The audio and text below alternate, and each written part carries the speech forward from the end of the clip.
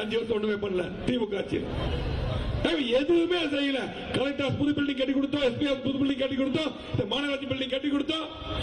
எல்லாமே நம்ம தான் பண்ணோம். திமுக எதுவுமே பண்ணல. செய்ய முடியாத திட்டங்கள். ஏர்போர்ட் விரிவாக்கம் 20 ஆண்டு கால பிரச்சனை முடிஞ்சு கொடுத்தோம். நான் அமைச்சரா இருக்கும் போதுதான் சீஃப் செக்ரட்டரி கொடுத்து மீட்டிங் போட்டு 500 ஏக்கர் 2000 கோடி ஒதுக்கி கொடுத்தோம். 5 வருஷத்துல கிடப்புல போட்டோம். முடிச்சிருந்தா இன்னைக்கு பாத்தீங்கன்னா கிட்டத்தட்ட 50,000 பேர் வேலை வாய்ப்பு. நம்முடைய கண்மணிகள் இளைஞர்கள் பெங்களூர் போறோம், சென்னை போறோம், ஐடி கம்பெனிகள் இங்கே வந்திருக்கோம், கூடுதலா வந்திருக்கோம், 50,000 பேர் வேலை வாய்ப்பு கிடைச்சிருக்கோம். எதுவுமே தெரியல. எல்லாத்தையும் முடக்கிட்டு மக்களை ஏமாற்றக்கூடிய ஆட்சியாக திமுக ஆட்சி இருக்கிறது. இன்னைக்கு பாத்தீங்கன்னா இந்த 1000 ரூபாய் கொடுத்தது பத்தி எல்லாம் நம்ம அண்ணாமலை அவர்கள் தெளிவா பேசுவாரு.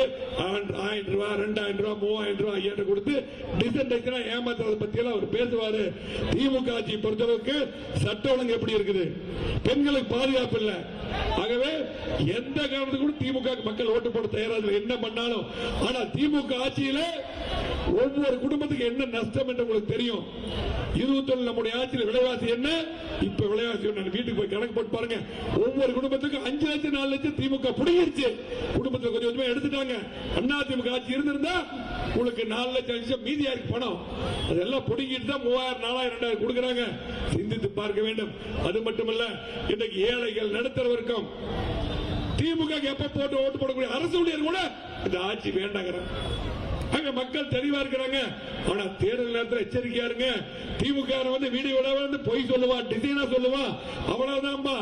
ஆனா தேர்தல் முடிஞ்சா போயிருவான். கவுன்சிலருக்கு பாத்தீங்கன்னா டிசைன் ஏமாத்துறாங்க. கொலுசு காமிச்சாலும் டிசைன் ஏமாத்துறாங்கல்ல. இன்னைக்கு மாநகராட்சி குப்பை எடுக்கிறானா? ஏதாவது ஒன்று நடக்குதா? சிறுவாணி தண்ணிக்கு வருதா? நான் அமைச்சர் 30 லட்சம் லிட்டர் சிறுவாணி தண்ணி குடியிருப்புக்கு மட்டும் எக்ஸ்ட்ரா கொடுத்தேன். இன்னைக்கு தண்ணியே சிறுவாணி தண்ணியே விடுறது இல்லை. ஆகவே இன்னைக்கு எல்லாம் ஏமாத்துவாங்க. அதோட அதுக்கப்புறம் திருப்பி போயிருவான். அதுக்கப்புறம் 5 வருஷம் கழிச்சு தான் வந்து பேசுவான். திரும்ப போய் பேசுவான். ஆகவே தயவு செஞ்சு சிந்தித்து பாருங்கள். கண்டிப்பா நீங்க எப்பவுமே எங்களை ஆதரிக்கிறீங்க. என்றைக்கும் என்னை பொறுத்தளவுக்கு நான் என்றைக்கும் உங்களுக்கு எல்லாம் உங்கள் குடும்பத்தில் ஒருத்தர் இந்த பதவி இருந்தாலும் உங்கள் குடும்பத்தில் ஒருத்தர் என்றைக்கும் உங்கள் சகோதரன் என்ற மாற்றுக்கிறது கிடையாது. இன்றைக்கு நம்முடைய அருமை சகோதரர் அண்ணாமலை அவர் வந்திருக்காங்க. அவரை பத்தி தெரியும், நான் சொல்லி தெரிய வேண்டியதில்லை.